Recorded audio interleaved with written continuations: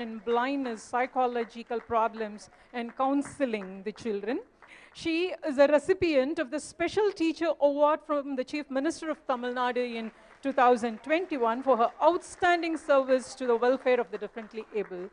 Mastermind Foundation is happy to acknowledge her contribution in this field.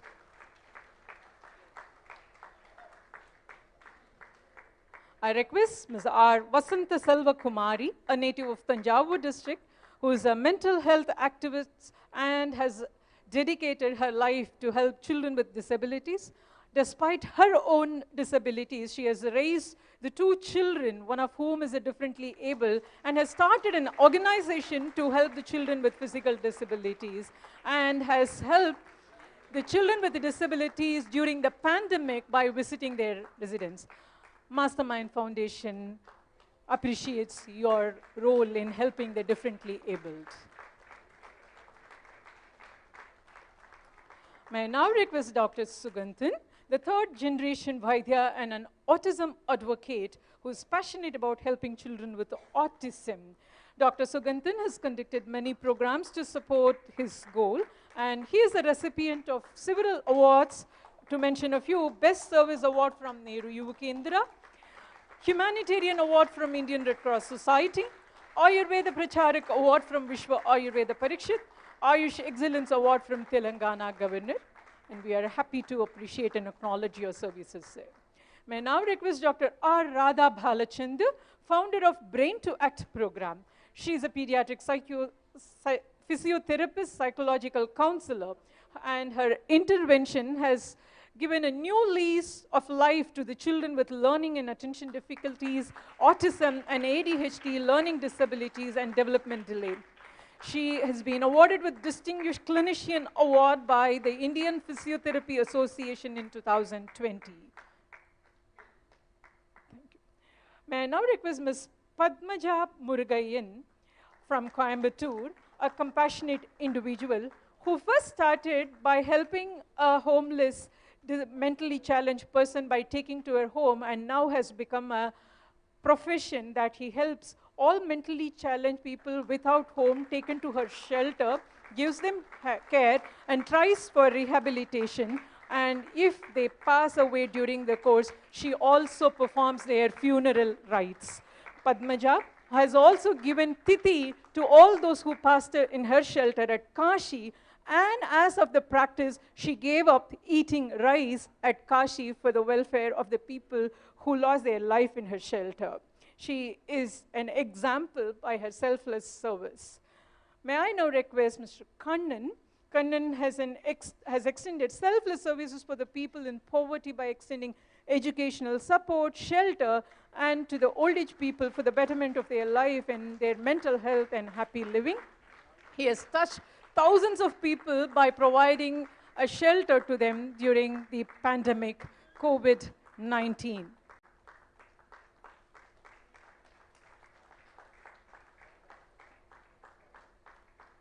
May I now request Professor Dr. T.S. Chandrasekhar, an internationally renowned gastroenterologist and endoscopist who has made significant contribution to the mental health service.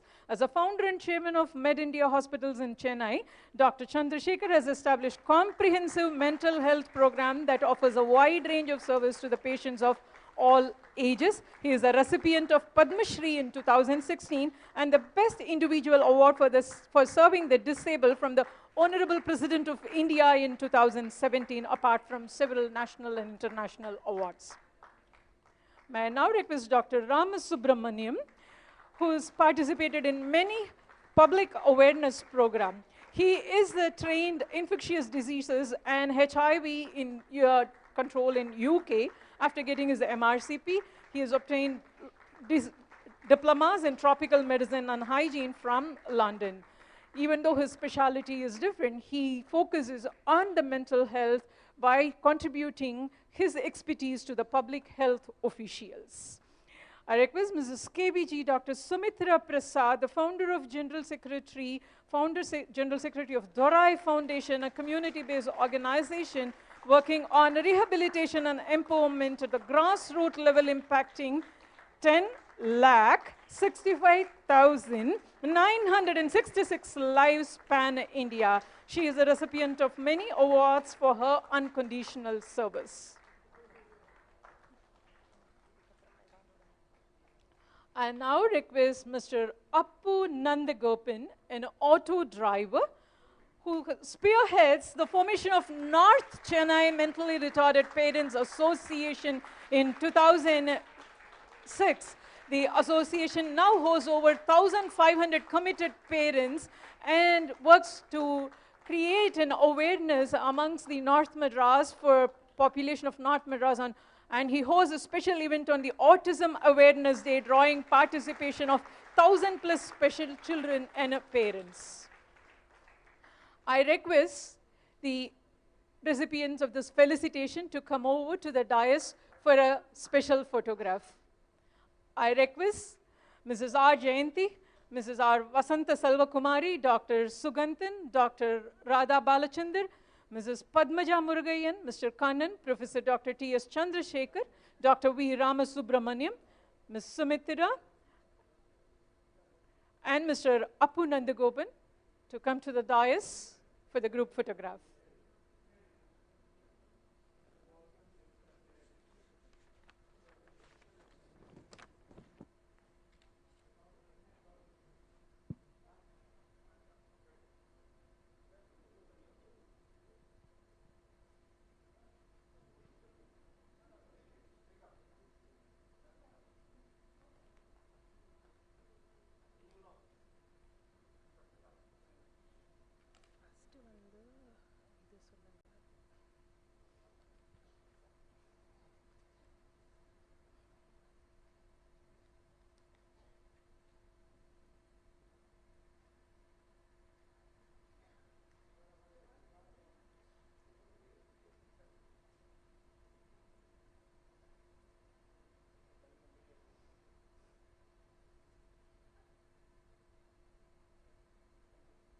Thank you, sir. Now we move on to recognizing and awarding the short film entries.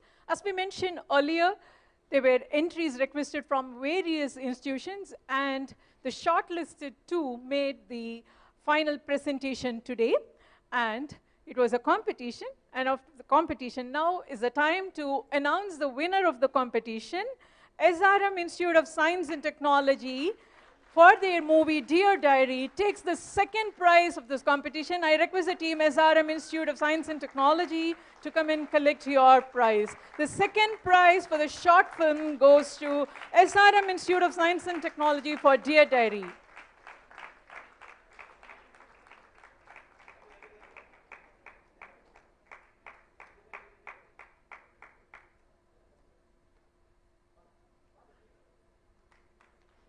That's SRM Institute of Science and Technology receiving the second prize for the short film, for their short film, Dear Diary.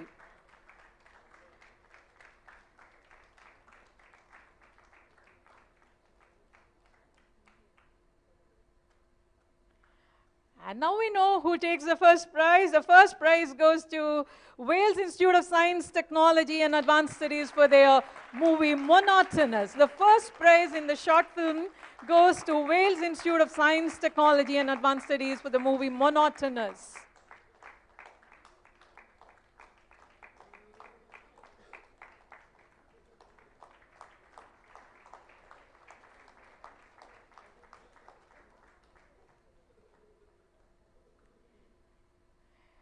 Now request the team that presented the street play today here from the Madras School of Social Work.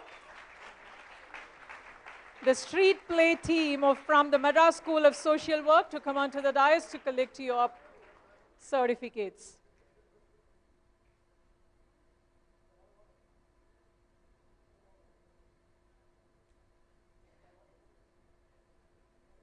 The team from Madras School of Social Work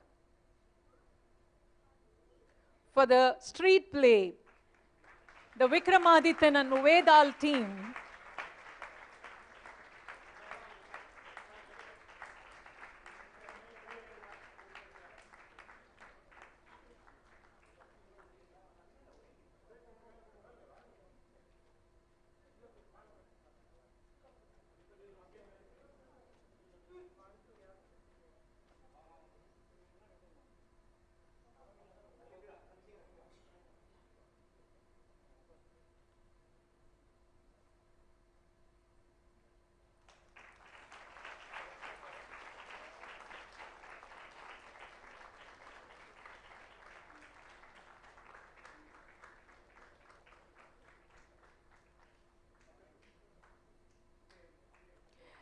Thank you, the team from Madurai School of Social Work.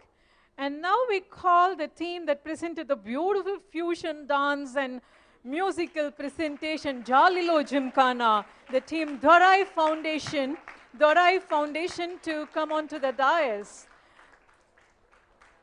Dorai Foundation that presented the fusion dance and musical presentation on mental health awareness. The song Jalilo Gymkhana, and a special mention to Miss Jyoti, who enthralled us with her beautiful voice.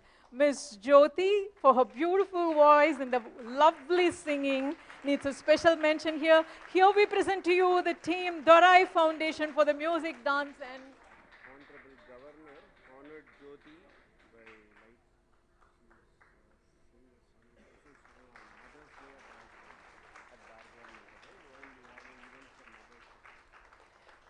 it's very appropriate to mention that the Honorable Governor of Tamil Nadu honored Jyoti during Mother's Day celebration at the same Bharatiyar Hall when Ms. Jyoti delivered a beautiful song here on the Mother's Day celebration. Thank you, Team Dorai Foundation. May I now request Dr. Subhashini, Madurai School of Social Work, to come onto the dais for this special activities as Mental Health Ambassador Institution. Dr. Subhashini from Madurai School of Social Work for being the Mental Health Ambassador Institution.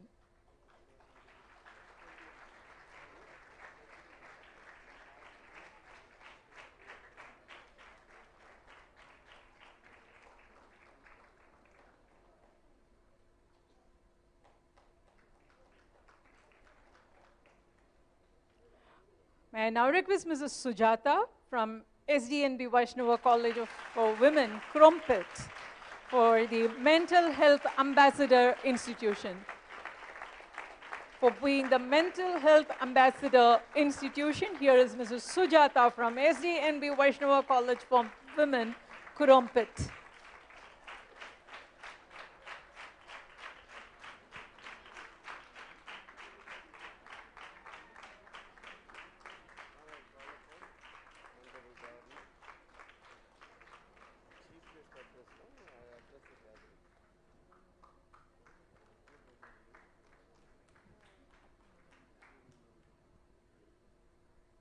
Thank you, sir.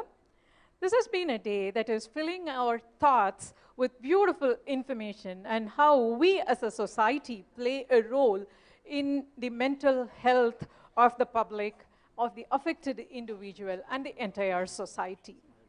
We now request the Honorable Governor of Tamil Nadu to address the gathering, enlighten us with your thought. We are looking forward to hearing to you, sir.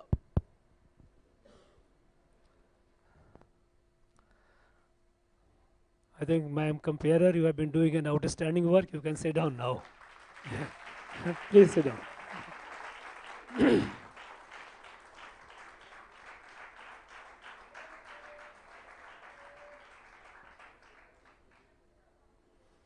Dr.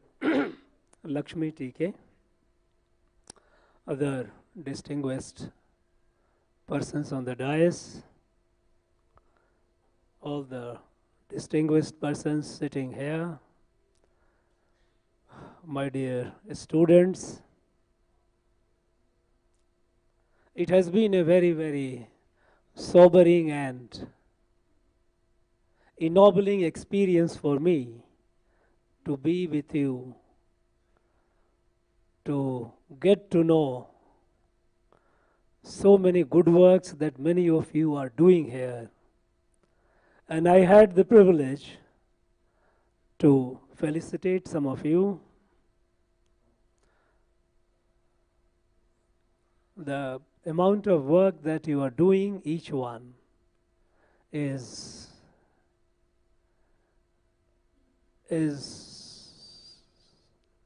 highly commendable, to say the least. A great service you are all doing to the society. I appreciate and I was touched by the play which Madras School of Social Work's students, they displayed here. Our children, the song that they performed, films, the two films which were shown here, these are all very, very, very enlightening, very touching.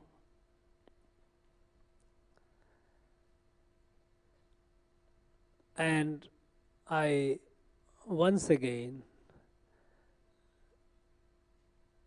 convey my deepest sense of gratitude to all of you, those who are doing such a great work, such great service to our people. People who are usually in the attention shadow area of the government.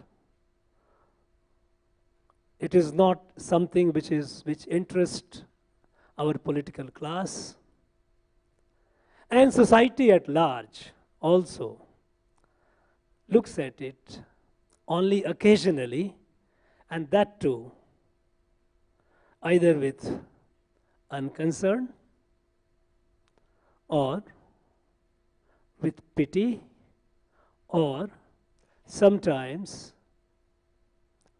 as we were all told, with a sense of a stigma. Mental health, we know, I think we have limited it to certain categories where the problem is, if you call it problem, it is manifest. Like, let's take the case of people on a spectrum, autistic children, and their number is fairly large. We don't have a very accurate and trustworthy census, but I got to know some time back when I was in Delhi, at least 50 lakhs people in our country are suffering from autism. There are other issues related to our mental condition and people who are suffering from it. But this problem is much, much wider, much, much larger. We know in our country, several 100,000 people commit suicide every year. Apparently, they are all very normal people doing reasonably in different fields. They are doing well. Some of them are reasonably high achievers, be the students, be the farmers, be the professionals, be the soldiers. After all, apparently a normal looking person, a happy person, taking one's life, does it not qualify to come in the category of mental health? I think it does. Now, mental health, if we look at closely, in fact, I find it difficult to find many people who can be considered as mentally sound and they are healthy, because some or other form of stress leading to abnormal cognitive behavior, these are there in the people who are otherwise they looking normal.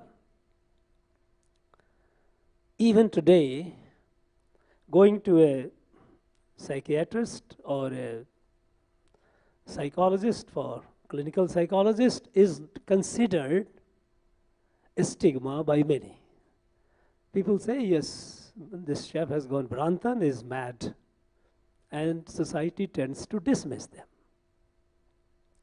I think this is very, very unfortunate, and I would congratulate the Mastermind Foundation for taking initiative, and many others, those of you who are doing it and those who are not here, to create awareness. You are creating awareness. First of all, is it a disease? I don't think it should be called a disease. We can find a more appropriate word, because a person who is otherwise fine, no one knows actually when a person turns abnormal and does something abnormal. And it's all linked with the mind. Now the treatment or the intervention, usually what is given, they also have their limitations. And limitations that we find today are largely because the interventions are based on our understanding of human mind as a matter, as a chemical reaction.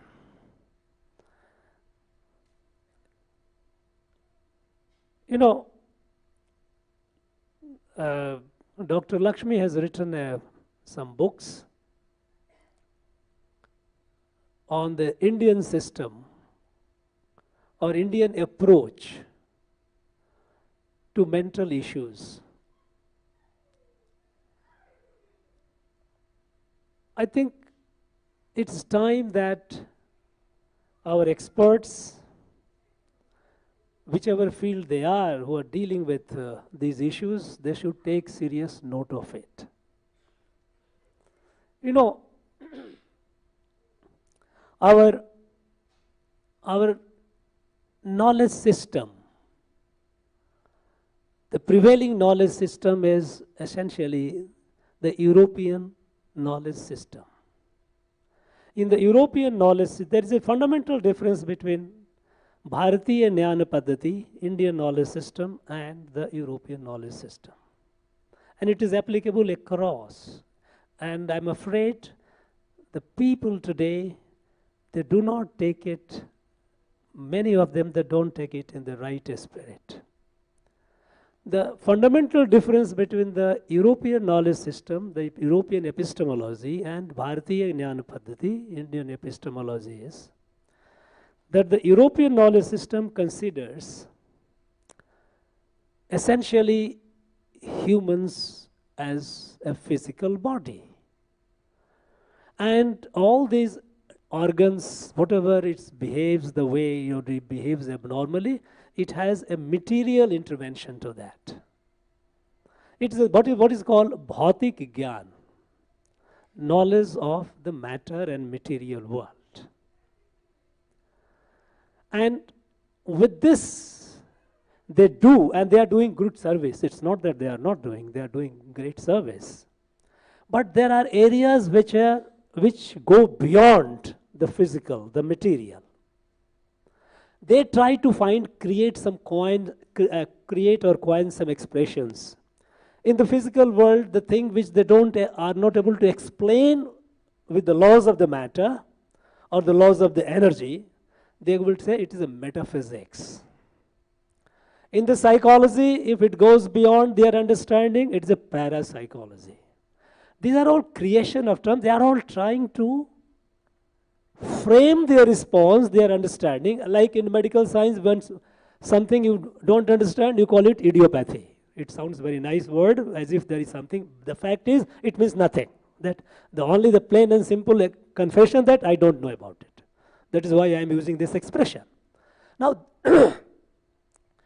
in our Indian knowledge system, Bharatiya Jnana Paddhati, body, humans are not just matter. It is more than that. And that is where the holistic appreciation of the body, including the mind, which is there in the Indian knowledge system, if it is appreciated, studied and appreciated, it has way forward. It has many solutions. You know, the European knowledge system, we all know that it has started. It's a history, if you look at the history of European knowledge system, what we call Western knowledge system. It has started about nearly 400 and odd years ago, out of a conflict between the king and the church. Church had come up with a lot of dogmas, a lot of beliefs. Kings were not happy because the church was dominating in the life of people and the state. And the conflict was because the kings were assertive, they didn't want church to get into their affairs. And they started patronizing intellectuals to come up with arguments. And then came the age of enlightenment, what is called, they call it enlightenment or age of reason. And a lot of literature came explaining that whatever stands to reason, accept, whatever does not stand to reason, reject. And since many of the teachings or the dogmas of the church was not subject to logical explanation or logical answer, reject it. And then out of this over century conflict, couple of centuries this conflict went on, and finally came the separation of the two. King, domain of the king, domain of the church are two separate domains. And that is from there they came the word secularism. That, okay, you, each one of you remain within your own domain, don't get into others. But that created a body of literature which gave overall preeminence to reason, logic, buddhi. And this preeminence was so much that it acquired the position of a sovereign status. Whatever stands to reason, accept. Whatever does not stand to reason, reject. So reason is sovereign. In our Indian knowledge system, reason is important, buddhi is important, but buddhi is not sovereign. Because there are things which is buddhi cannot understand. Because what is buddhi? Buddhi is what we acquire through our 5 sense organs, panch jnanendriyas. It is accumulation, permutation, combination of the memories, the experiences that we gain, we call it buddhi. All these, we call it artificial intelligence, call it computer. All these essentially boils down to this very fact. This is bhautik buddhi. But each of our 5 jnanendriyas, we know that they are finite. There are colors beyond our eyes can see. There are sounds beyond our ears can listen. There are smells beyond our nose can perceive. There are tastes beyond our tongue can appreciate. All these are finite. So with this finite senses, the knowledge of the physical world, the bhautik buddhi that we acquire, are limited. And that is where, in our understanding, the human person has multiple facets, not one, physical, intellectual, and spiritual. That is, there are things that have to be experienced, what is called anubhuti. When you listen a melodious music, you don't reason and say that, okay, it is a, by such and such logic, this is a good music. No, you are swayed by it. When you listen, when you look at a beautiful flower, you don't reason. There is no logical process going on. Somebody can explain it in the terms of, for example, if you look at a beautiful flower, a botanist can always try to find out its chemical composition, but in the process, the beauty is lost. So, there are things which have to be experienced, which is anubhuti. And only this, when the buddhi, bhautik buddhi and the anubhuti, when they meet together, it is sambuddhi, and that is where one calls it jnanam, knowledge that one has. In our system, this has been the tradition since the time of the Vedas, several thousand years ago. Several thousand years ago, our people, they realized, our rishis, our siddhas, and they explained it. We, political correctness, we say in our literature, our this and that. The fact is, these are our texts, the old texts, the scriptures, they tell you about it. Much of the, and that is why we say, one of the ways, we know that much of the problem, the mental stress, there is something with the wiring. Something with the wiring which normally our children, our autistic children, they have. It is very little understood, and I'm not getting into that domain. They need care, they need rehabilitation. We need to know more and more about it. They have to be appreciated. They cannot be just left out, and nobody should be left out. But what I'm telling is there is a lot of areas where the mental conditions develop because of our own, what do you call chitta vritti. This too much, we saw the film, short film, how the social media is creating. We see it in everyday life. In every house, it's a common sight. Rarely parents and children sit together, maybe sometime for meal. But even if they sit together, each one is busy on one's own mobile.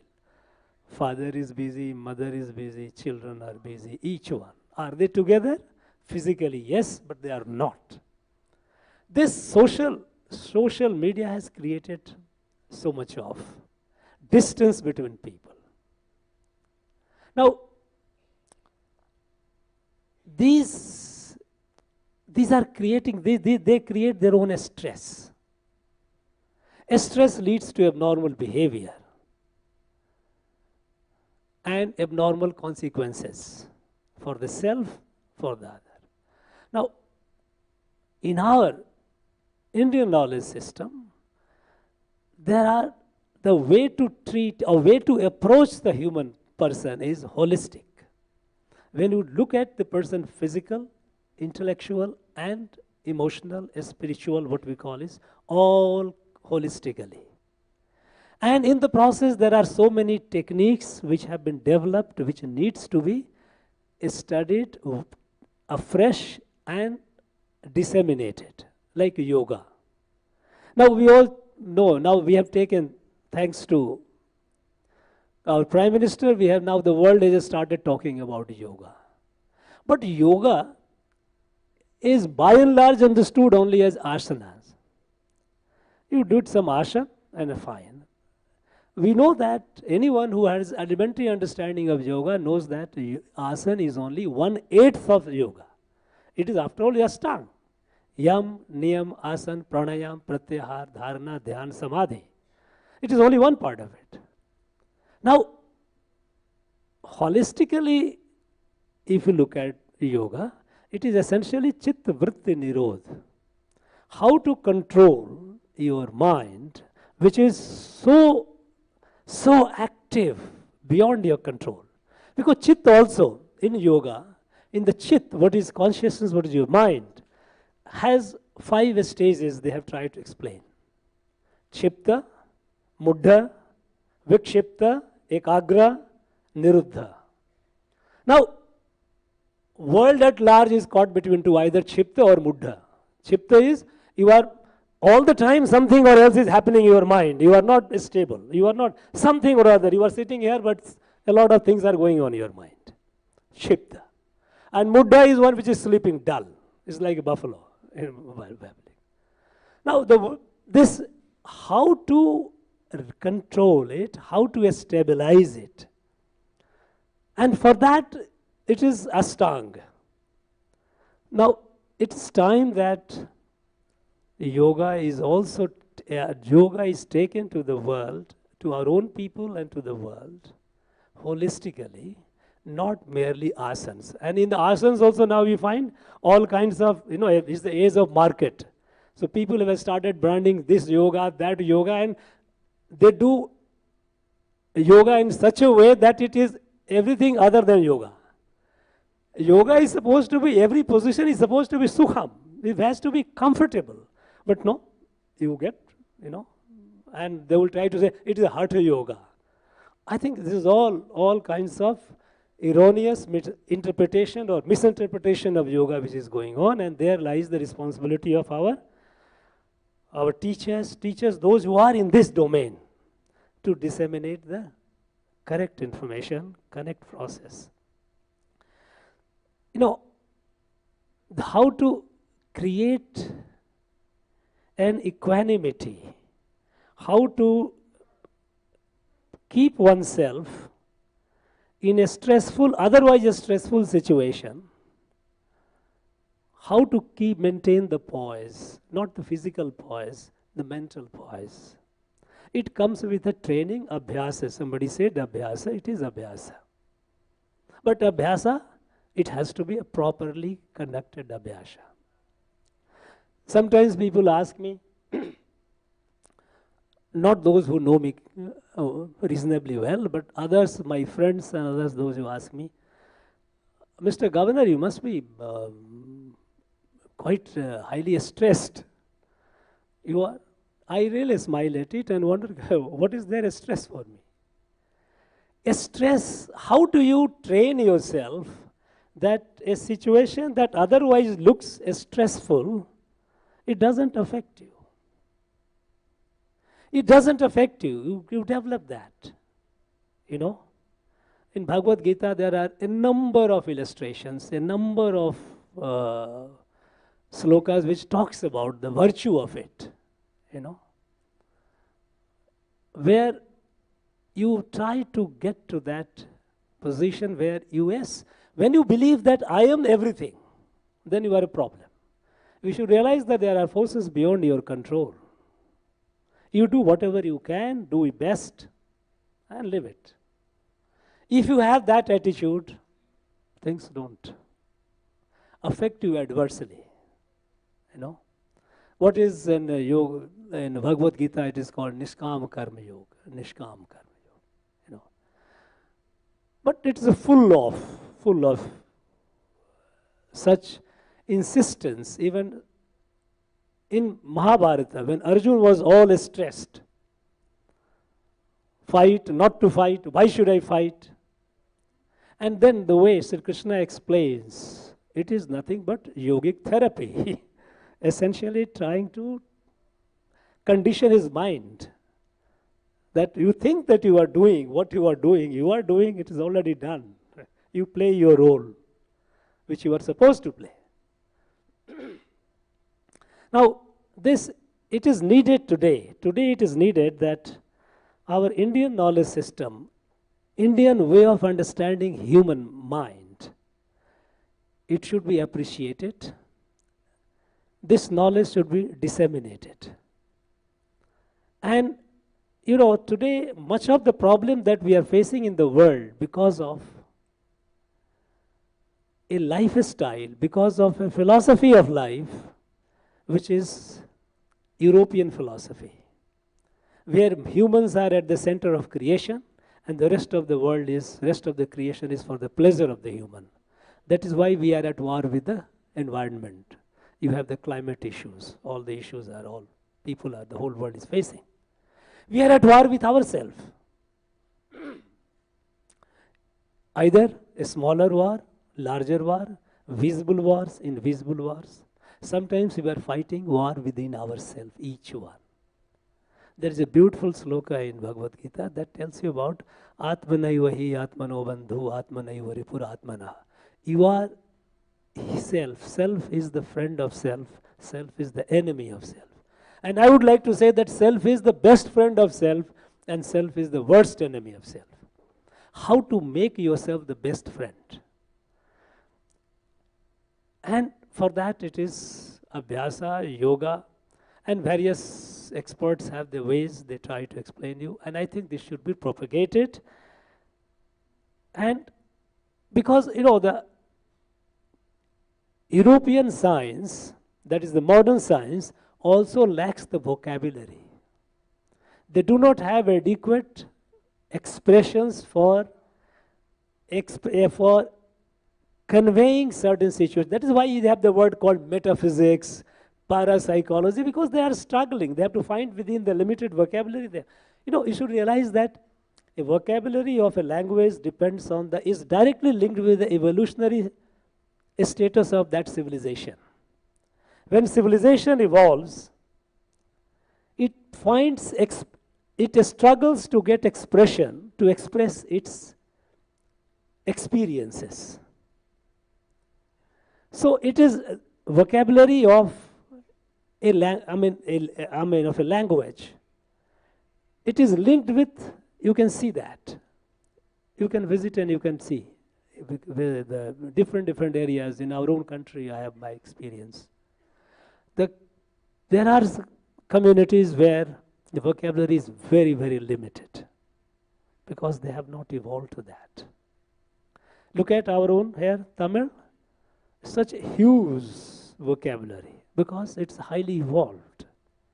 Because when you evolved, you find expressions to convey your experience. And it is in the process of evolution. European civilization is hardly about 400 to 500 years old. That is what the Western civilization is. Now, they have not yet reached that state. In physical knowledge, yes, they are par excellence, they are way ahead. That is why they have created so many, such a large vocabulary of physical sciences. But beyond that, in the domain of the spiritual, in the domain of what is called, adhyatmic, they are still very, their experiences are very low. They have not created those expressions for that. But we are trying to adjust this domain, which we are talking about, Bharatiya Jnana Paddhati, our knowledge of human body or human person, I won't call it body, human person, we are trying to explain in terms of the vocabulary of the material vocabulary created by the West. This is not sufficient. We need to use these expressions, and these expressions need to be explained. We don't have necessarily to coin a word for that. We don't necessarily have to do the permutation combination of words in English or other European languages to adjust this. No. This is a term, original term. For example, Atmana. Atmana is not just soul. Cannot be understood by soul. The moment you say soul, then the soul harvesting begins. Now this Atman is Atman. It has to be understood only in the terms of Atman. Dharma is not religion. It cannot. It is not. This has to be. But we have a tendency wherever we have to use this. Darshan is not philosophy. Philosophy is a very limited expression. Root of philosophy is logic. Darshan is drishti, where our physical and intuitive anubhuti, bodhik and anubhuti, they meet. That is the drishti. That is why we call it darshan. But we will all use the term philosophy. Now, I think it is our responsibility that in our Indian knowledge system, the terms which are used in our Indian languages, be in Tamil, be in Sanskrit, we should use those terms. We should explain those terms, try to explain those terms to others, rather than doing injustice to our own knowledge by using the terms which are incapable of conveying those meanings. And that is why our Prime Minister has, you might have heard from this 15th August, Independence Day, he gave a call for Panch Prana. Panch Prana. We have to have 5 resolve. And the one resolve is getting rid of the last vestige of colonization. The last vestige of colonization.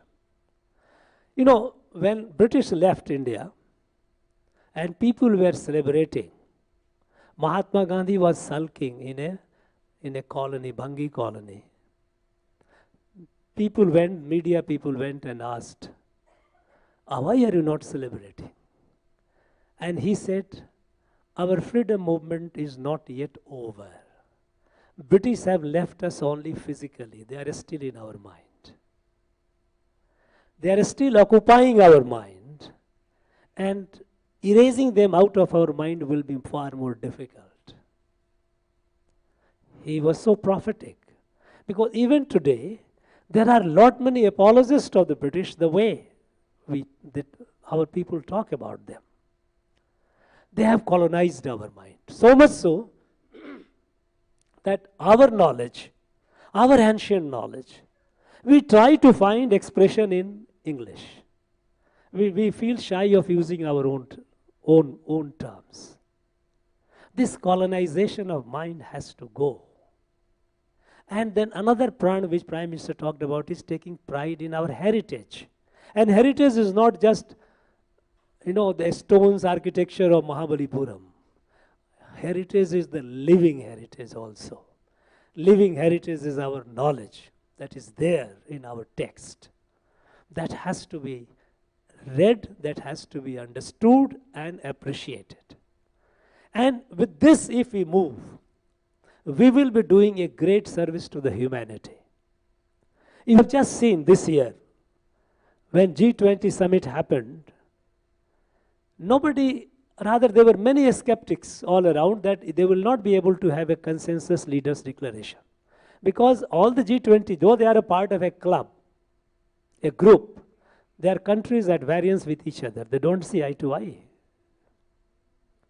But it was credit of our country that we framed the whole declaration in such a way that every member agreed. Because we did not frame it in the usual geopolitical terms, but we called it, the theme was Vasudhaiva Kutumbakam. Yadun Ure Yavarum Kelir. World is a family. When Vasudhaiva Kutumbakam, how can anyone oppose that? And it is not just a slogan. It is our heritage. Vasudhaiva Kutumbakam was not created by Prime Minister Modi. It is there for thousands of year old text. It is there. It is not that. We are just drawing that strength. We are drawing on that strength to build a new Bharat for the best, for the benefit of the world, to save the world. We have seen in all the conflicts, we are taking a very clear position.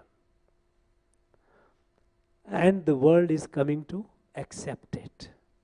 So when our country is rising, we need to be proud of our ancient knowledge system. We need to propagate it. That is why in the National Education Policy 2020, there is a good deal of a stress on our Indian knowledge system. Some people, those who are not aware of it, they will ask, what is there in Indian knowledge system? There is a lot. We don't blame them because they have not been taught. They have not been told. There is so much of ignorance. So it is the responsibility, and I am happy that when I had cursorily went through your book, I felt so delighted that you have taken out from the text and you were trying to formulate a response to many of the psychological problems. A new approach. And this new approach is to be appreciated by all of us. And I am very happy that all of you came, and you gave me the opportunity to meet you, to have the benefit of felicitating you, or the privilege of felicitating you. I'm really grateful to you all. I also admire those who are, the training those kids, taking care of them. You are doing a great service. And the country looks upon you. Society looks upon you with a lot of reverence, with a lot of expectation. And when we are talking about universal human right, I think we should talk about universal duty also. It is okay, it is a right they have. isn't our duty. I think we should couch it in terms of our duty. That will be far more relevant. A person whose right is being denied because we are not performing our duty. So there has to be greater emphasis on our duty to all those, our brothers, sisters, sons, daughters, those who need the care, those who are not fortunate enough as others are, as many of us are, we have a duty. And let us also not forget that all of us who are so looking pretty hale and hearty, what will happen next moment you can't say for sure. I am here talking big, big things. The next moment I can be a crippled person. I can be a person object of pity, I will fall. Anything can happen to this. So that is what it is, you know. Ma kuru dhana jana yauvan garvam nimisata kalai harati sarvam. Anything can happen. Think of that. And with that sense, let us do our duty to all our brothers, sisters, sons and daughters, those who need the care. Thank you very much for coming here. Thank you for listening.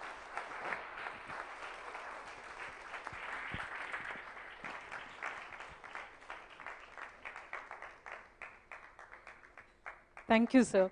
Thank you for enlightening us with your thoughts and helping us to understand the difference between the European and the Bharatiya knowledge systems. How the beautiful, simple word like Atma, Dharma, Darshan cannot be found or find an equivalent of that in any of the European languages, and also for emphasizing the fact that we should find the explanation from the Indian literature, Indian texts, rather than looking forward to find an equivalent in the European system. To emphasize on that, may I take your permission to quote Sri Adi Shankara from his Nirvana Shatkam, na cha prana, na cha vayuhu, na va saptadhatur, na va panchakoshaha, which means I'm not the vital life, the energy, that is the prana, not the 5 vital airs, not the 7 essential ingredients, not the 5 she's, na vakpani padham na chopastaphayu, not the organs of my body, the mouth, the ear, the hands, the feet. It's not me. Then what is it? Chidhananta Rupam, Shivoham, Shivoham. Thank you, sir. I request Sri Abhishek, the Secretary of Mastermind Foundation, to deliver the vote of thanks.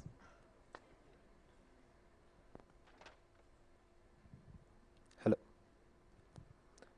Honorable Governor Thiru R.N. Ravi sir, esteemed guests, distinguished speakers, ladies and gentlemen, I stand here today on behalf of Mastermind Foundation to extend our heartfelt gratitude to each and every one of you for making this World Mental Health Day event at Raj Bhavan a resounding success. We are deeply honored and privileged to have the esteemed presence of Honorable Governor sir. This is the 11th series of Think to Dare event at Raj Bhavan. Honorable Governor sir has addressed people from various paths and walks of life. He has addressed students, teachers, aspirants, farmers and defense personnel, and we are next on the list now.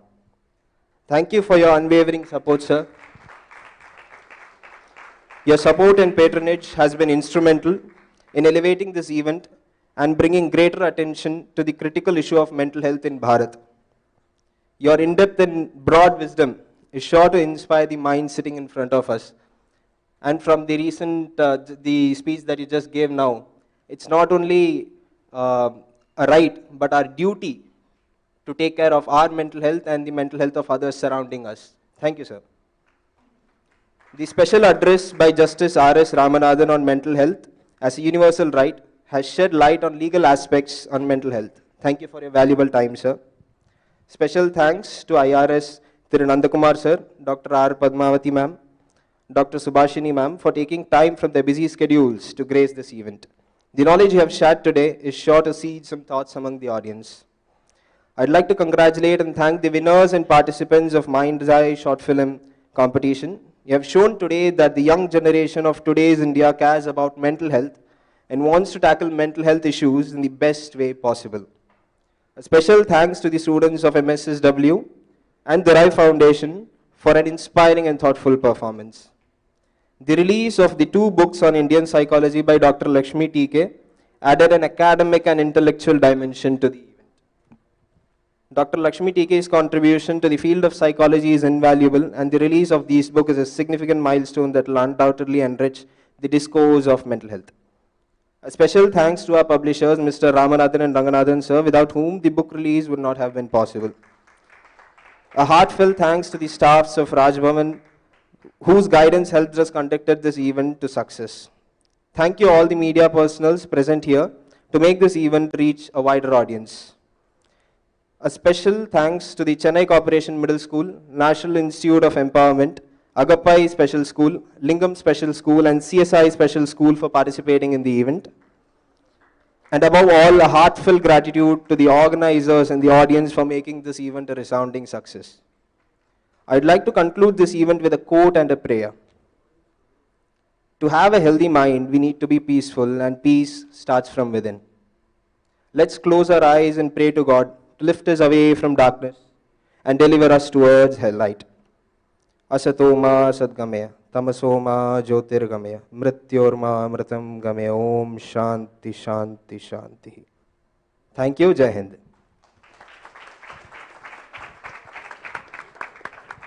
Thank you, Abhishek. May I now request all of you to raise for the national anthem.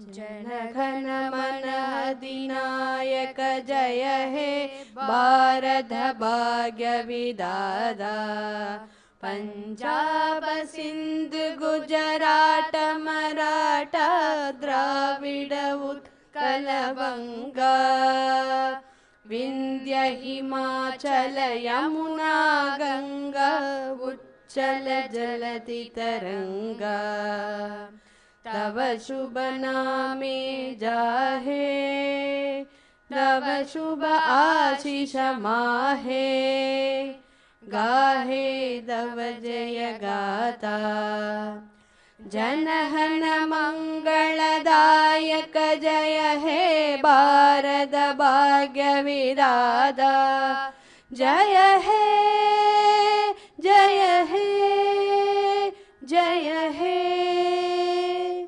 जय जय जय जय हे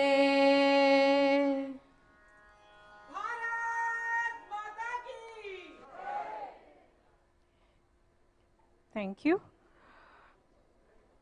There is a group photo session at the main lawn. The award winners, the special guests and invitees, please move to the main lawn.